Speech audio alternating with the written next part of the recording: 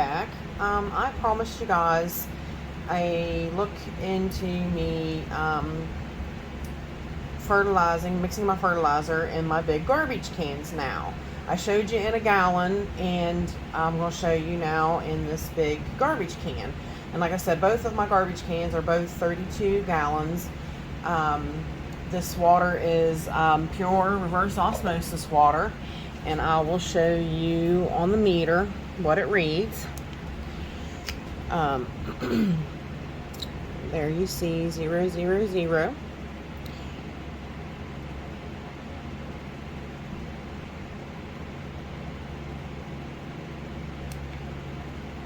It's on hold, and it's still 000. And that's what I like to start with, because that way I know I know exactly what I'm putting in my water. So, anytime that there's like, a residual left over from like your tap water, you don't exactly know what's in that. I mean, like you can get a description thing from your water company that tells you, this is, in your water, but still, I just, personally, this is how I like to do it. Like I said, I mean, it's too hard to give you guys like an actual recipe of how to mix this. I'm trying to explain it the best way that I can under the circumstances, because I'm not at your house. I don't know your tap water's readings. I don't know what kind of water you're using. I don't know, your environment. There's like a whole gamut of things that I don't know about your environment. But this is how I do it in my environment. And, if you do it exactly how I do, then you shouldn't have any issues with having it come out and turn out like I do. You know what I mean? So if you, as long as you continue to do it, the same way that I'm doing it with my parameters, this should turn out the same way for you. Now, what I do is I have, I write mine down. This is, like I said, and this is what you can do if you figure it out for a gallon yourself. You can write this down, and then it just becomes, second nature, okay? Now, and actually with this one, I only use 10 grams for right now, because this is winter time, so this is what, this is not exactly right, but I know in my head that's what I do, is do 10 grams. And then if I, with this being February, if I decide I want to increase it a little bit, I'll show you how I'm going to increase it. But I have it figured up that 10 grams of cal nitrate usually equals 53 parts per million on my meter in this amount of water. And then you do 12 grams of the 5-12-26, and then I use 3 grams of Epsom salts. So in this amount of water, with it being 000, this is measured out on my scale as 10 grams. So you see, that's more than a pinch of fertilizer. It's still not a lot, but it's definitely more than a pinch. So that's what I'm saying. It just depends upon the amount of fertilizer to make whatever amount of water you want to read the number that you want it. So in it goes. And I got to take the other one over and put it in the other garbage can.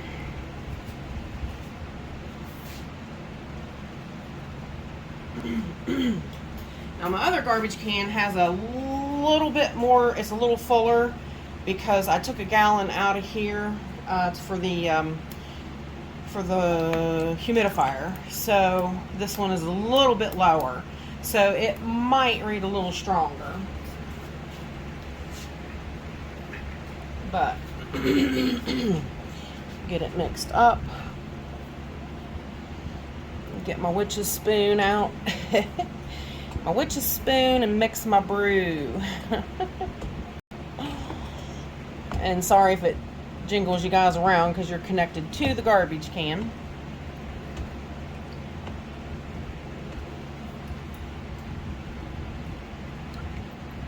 Go over here and stir the other one.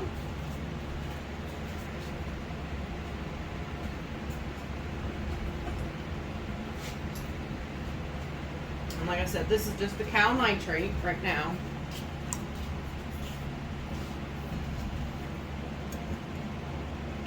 I always start with it because I want it melted good first before I ever add the Epsom salts, so that there's no chance of them mixing and causing the toxic sludge.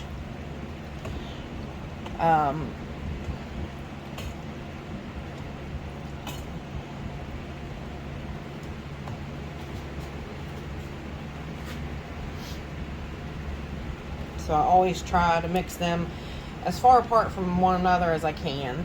So usually what I like to do is I like to take a clean cup while that's, milling around in circles,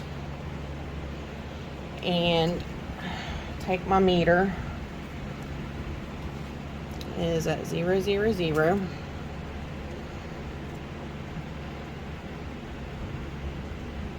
And yeah, see, we're at 50 parts per million because, one, it's maybe not mixed up enough, but two, maybe because it's low. Like I said, this has less water.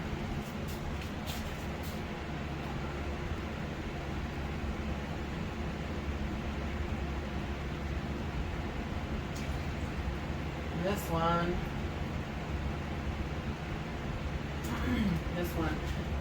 not even reading quite right because I haven't got them mixed up really good yet. They haven't. It's only been a couple minutes, so. And that's why I had to get a witch's spoon so I could get to the bottom and really, stir it up and make it even, make it equal. It's kind of hard to take a little, slotted kitchen spoon and get all the way to the bottom. Then I was getting my arm all wet.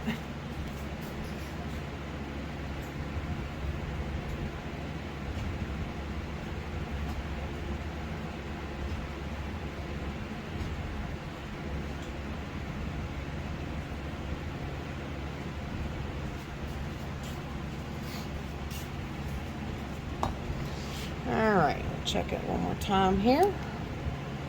Get our little cup of water.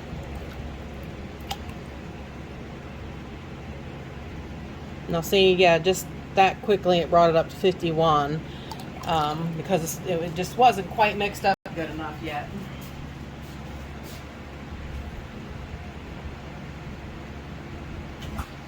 That other one's actually 51 as well, right on the money.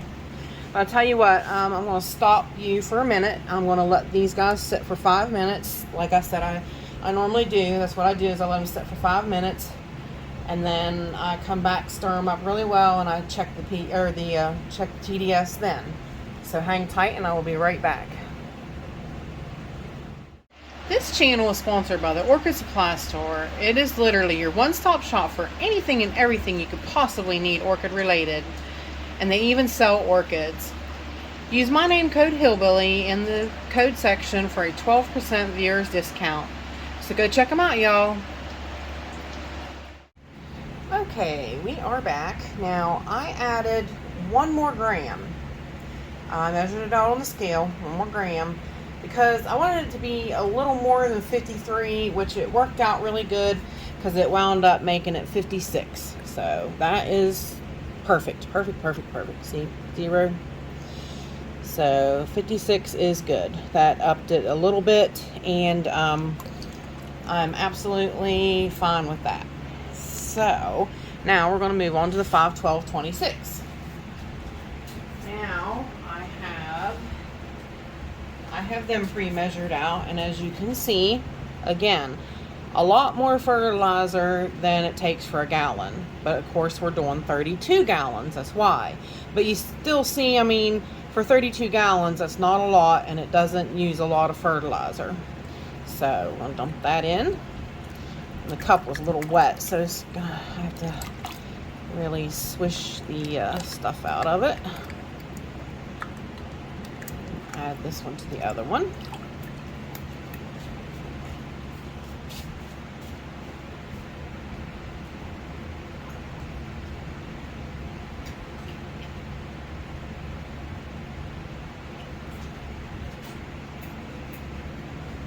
And this one, I will definitely, I'll have to come back. Like I said, those little whiter chunks of granules in this mix of the 51226 do take a little bit longer to stir up, but I'm not sure you can see them in the bottom of the garbage can. You probably can, yeah. So let me get that stirred up, give it 5 minutes, and I will be right back, and we'll check it. Okay, you guys, we are back. I definitely let this set a little bit, about 5 minutes, and again, we got 000, and we got about 119, which is good. The other one is like 121, so that's perfect. I did want to show you guys something also, just to alleviate any confusion. Okay, but now I'm getting ready to put in the Epsom salts. Okay, now what I'm going to do is I did 3 grams. Now you see that's not very much.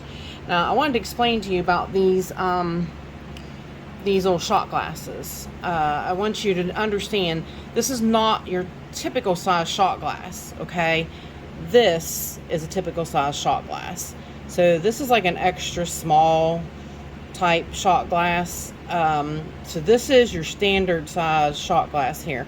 This is not. I found these somewhere, I think the Dollar Tree. They've been perfect for measuring small amounts like this, because like I said, you can, when you set this on the scales, then you can tear its weight away. Of course, you can do that with any. You can do it with this big cup. It doesn't really matter. But I just wanted to show you to make sure that you wasn't thinking that was a regular size shot glass.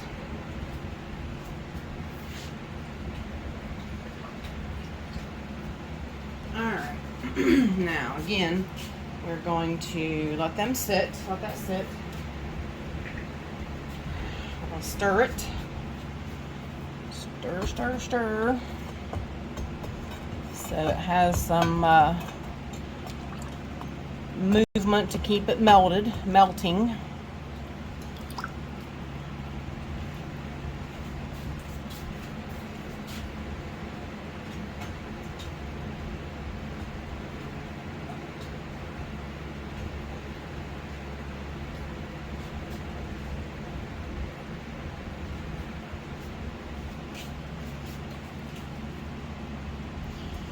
And then we're going to add the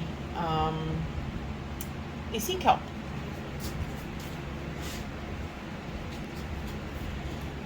Now, again, with this sea kelp, in that same small shot glass, I'm doing about half of it full. And I had some folks ask me about the first raised sea kelp. I put a link in the description of my old video, and I'll do it again in the new video, so that if you want to, purchase the first raised, you'll have a link to do so.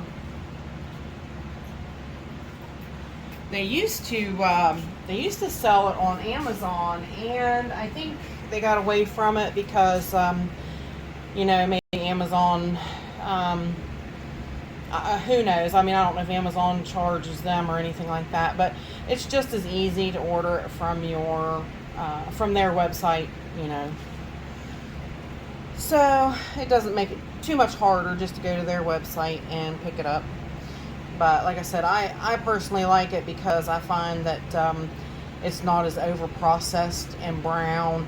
I like the brown stuff kind of stinks. I mean, it's not bad, but I think it has like an odor.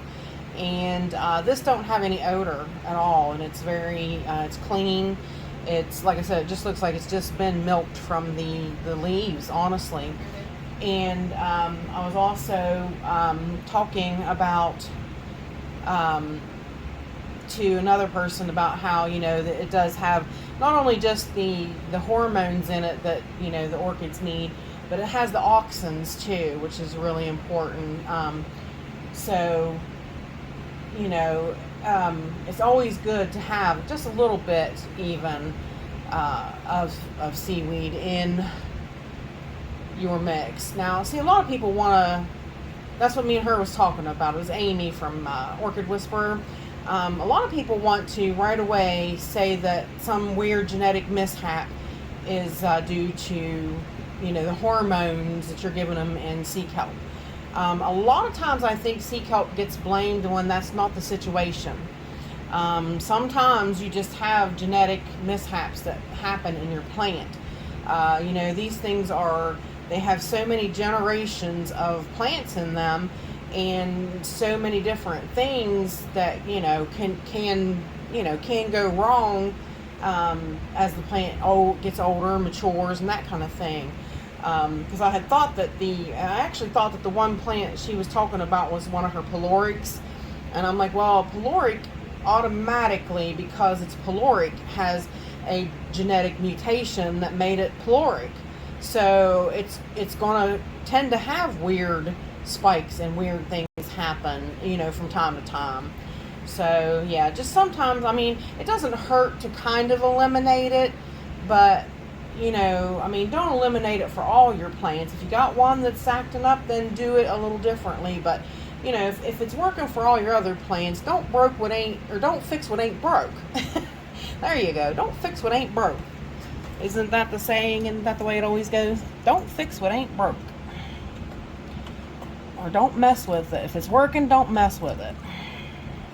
I think that's real good words of wisdom to live by. If it ain't broke, don't fix it. And that's what she kind of agreed to, because, you know, she said, you know, it's working fine for all the rest of them. And I'm like, well, you know, I mean, yeah. I mean, it's always worth a try. And there is a time or two that it could happen. But I just sometimes believe that it's being blamed for it when that's not the issue.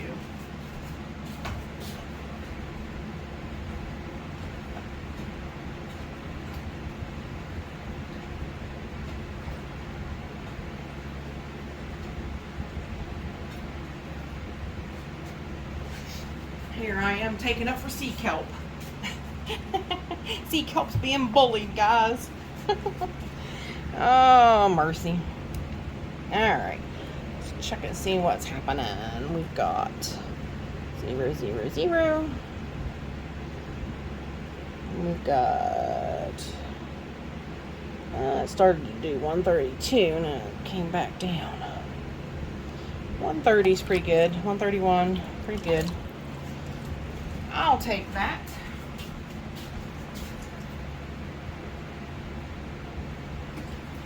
This one's 133, so pretty close, pretty close. Not too shabby. That is a perfect mix for me for now. I did increase the nitrogen just a tiny bit, but the general mix still stays. See, even though I increased my nitrogen, the general mix is still going to stay at 130 parts per million. I'm not increasing that amount yet. So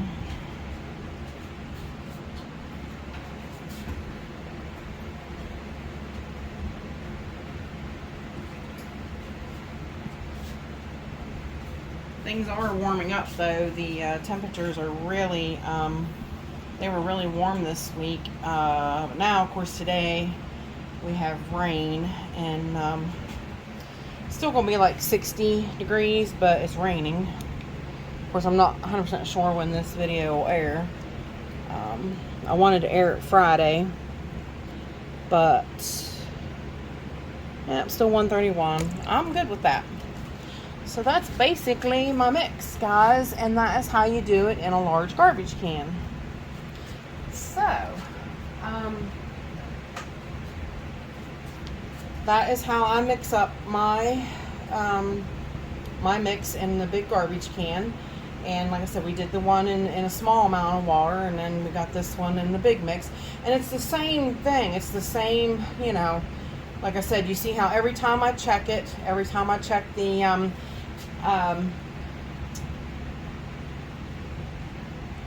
TDS, and every time in between each one that I put in, let's check the pH. Let's see what's going on here. Like I had told you, though, my pH meter did mess up. I allowed it to get dry. I allowed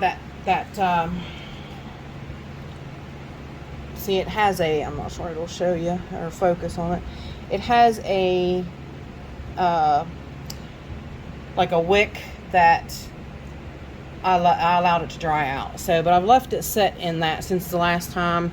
So let's see what happens here, just out of curiosity, because I know you guys are all curious. Oh, see how it came up 6.1 right off the bat, and it should come up 7.0 because it should be calibrated, and it's moving, and I'm not even got it setting in anything. So see, that's what I mean. I can't swear that I trust it. Now I've got it setting in the jacks. It did drop to 5.3, 5.2, 5.1.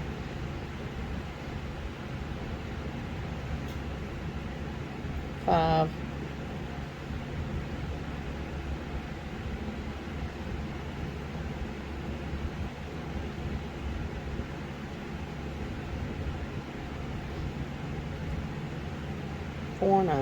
See, every time I shake it, it starts going down again. So I wouldn't swear.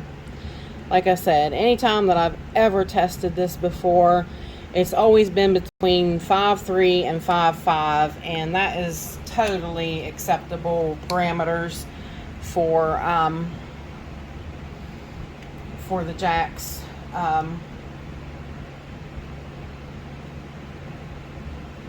See, I put it back in the cup of the 7.0, and look. I don't know, guys. Like I said, I wouldn't trust what this meter says.